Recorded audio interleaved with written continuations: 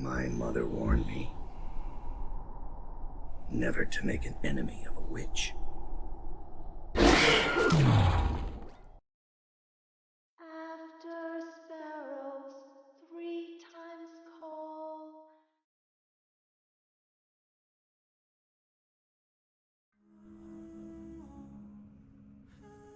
In a world where all magic is black magic, anyone can be a witch. In Dishonored, the powers of the Void can be accessed even by common people through use of bone charms. But while dabblers in the black arts might draw the ire of the overseers, there are those who devote themselves so completely that they can become a faction in their own right, and a genuine threat to the power of the Abbey. There are many types of witches in the world of Dishonored. The most well-known, of course, are the Brigmore witches, led by Delilah Copperspoon. A former kitchen servant in Dunwall Tower and supposed daughter of Emperor Euhorn Kaldwin, she grew up in debtor's prison and on the streets after her mother's death. She developed a deep resentment of the Kaldwin family, but as Sokolov's painting apprentice also displayed a talent for imagining the world as a better place. In 1831, she was granted the mark of the outsider. In 1835, she began building a coven of witches, sharing her powers with them through her mark's arcane bond ability. Delilah's first follower was the aristocrat Brianna Ashworth. Rather than marry someone supposedly 3 times her age, she fled and somehow heard Delilah's call. The two roamed the land, wild and free, for a time before settling in Dunwall and attracting others. The coven was especially attractive to those wishing to escape dreary lives and who had never felt loved or accepted. The coven drew from all levels of society, but in particular from among upper-class women who could move in aristocratic circles and use the connections of their former lives to increase their power.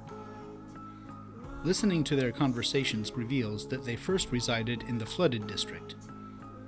They had to leave for some unknown reason, but possibly to avoid coming into conflict with the Whalers, who may have been much more powerful at the time. They then moved into a warehouse somewhere else in the city, and then finally into Brigmore Manor. The Brigmore family had made their fortune in timber, but had since gone bankrupt, possibly due to the new industrial age of steel brought by the whale oil revolution. The manor was abandoned and in ruins, making it a perfect hideout, though the witches' idle dialogue seems to indicate that they don't enjoy the place. During this time, Sokolov was commissioned by Madame Prudence to make 4 marble statues of the witches meant to adorn the Golden Cat. At the manor, they devised the ritual in which Delilah would possess Emily Kaldwin through one of her paintings. Before this, Dowd briefly counted the witches among his allies, though oddly he never learned the name Delilah before the events of the Knife of Dunwall. The witches in turn regard Dowd with awe and fascination. His quest to uncover Delilah's secret led her to turn Dowd's lieutenant Billy Lurk against him, sending overseers to attack his headquarters in the flooded district, and setting the Dead Eels and Hatter gangs against each other. When these failed, Dowd took the fight to Delilah, infiltrating Brigmore Manor to thwart her plans.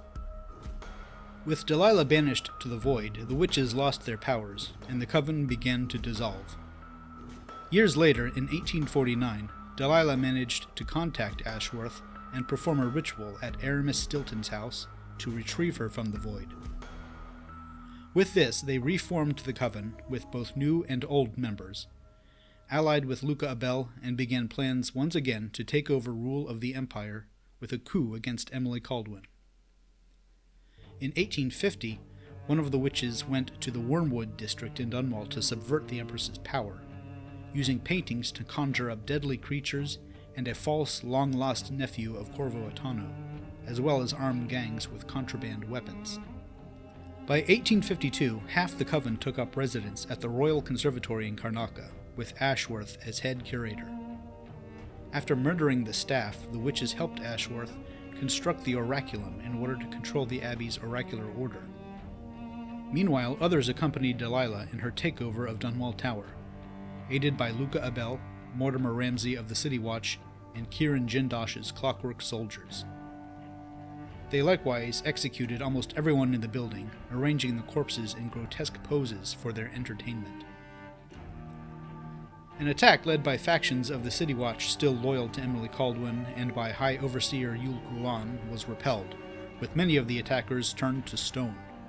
Ultimately, these plans failed as well, and Delilah was defeated a second time. Once again, the Coven lost its powers and scattered.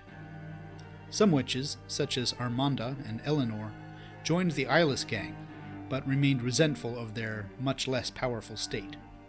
Those who could not escape the conservatory in time were captured, tortured, and dissected by the Overseers and Oracular Sisters.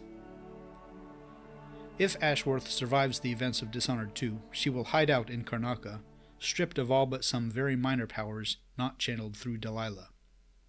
The Brigmore witches receive their powers through Delilah via arkane bond, the same way Dowd grants some of his powers to his followers.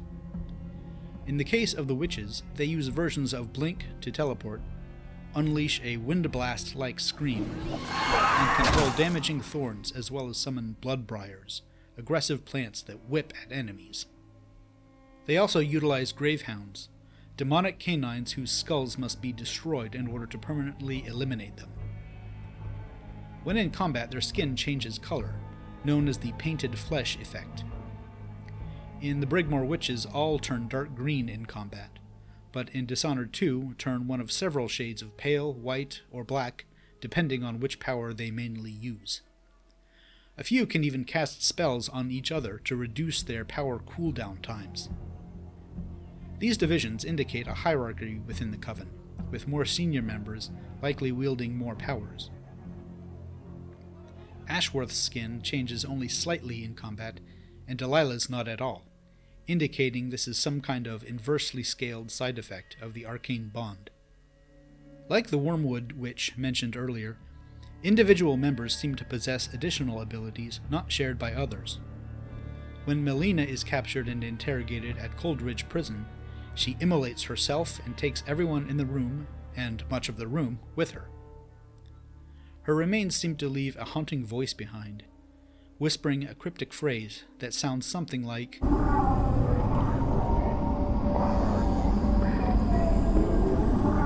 Narya has the ability to automatically blink away when spotted, without ever seeming to notice the observer.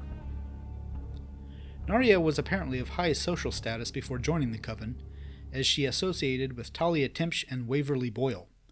She was present at the seance where Delilah appeared to Arnold Timpsch, and it may be this is when she joined the Coven.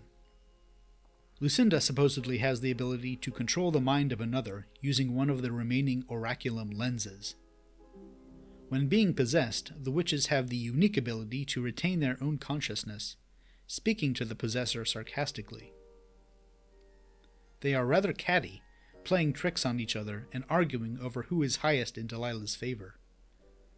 On the other hand, Isabel, the turncoat witch in red, will give Dowd information on Delilah's plans for a price, but warns him not to touch her other sisters. There are other real or supposed witches in Dishonored. As mentioned in the People of the Isles video, witches figure heavily in Morlian legend. 2 witches were said to have ended the island's civil wars by bringing the armies together at Arran and selecting a boy and girl from each side and crowning them joint monarchs atop a boulder which they caused to erupt from the earth.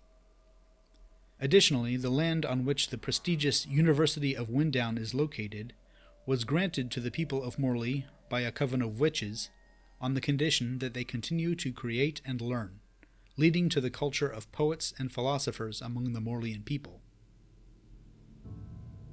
Emily Kaldwin interrogated Admiral Havelock on his experiences at sea, relating the stories of witches aboard ships who can control whales and storms, which Havelock reluctantly verifies.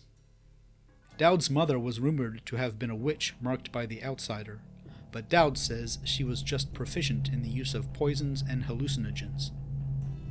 She was purportedly a native of one of the many islands between the Pandician coast and the Isles of the Empire, and was held captive on a pirate ship returning to Sarkonos when Dowd was conceived, but eventually took control of it herself.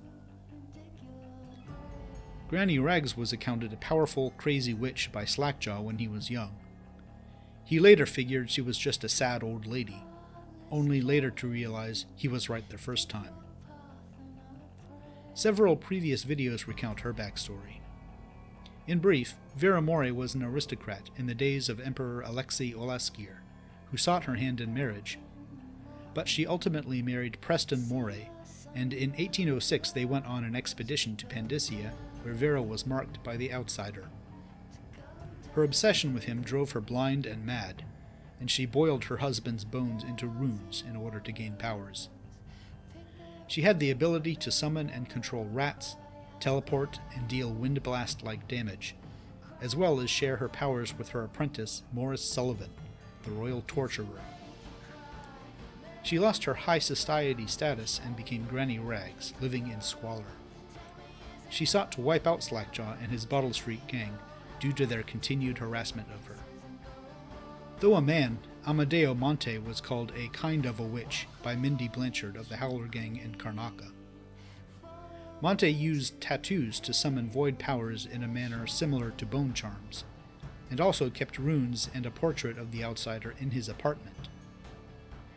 After his death from interrogation by overseers, Blanchard attempts to entice the player to retrieve his body, probably in order to examine or even cut off the tattooed flesh to discover its powers.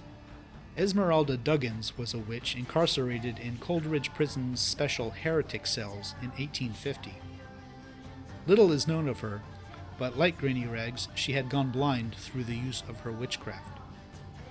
She is able to learn hidden facts about people and objects that she touches.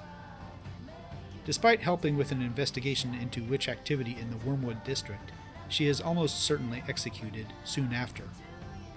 Elsa is the sister of Overseer Berthold, and during the High Overseer Campbell mission, Corvo can save her from being killed by another Overseer after being accused of being a witch.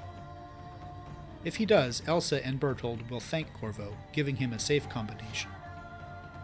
However, in the bunkhouse postbox, a letter can be found indicating Elsa is indeed a witch.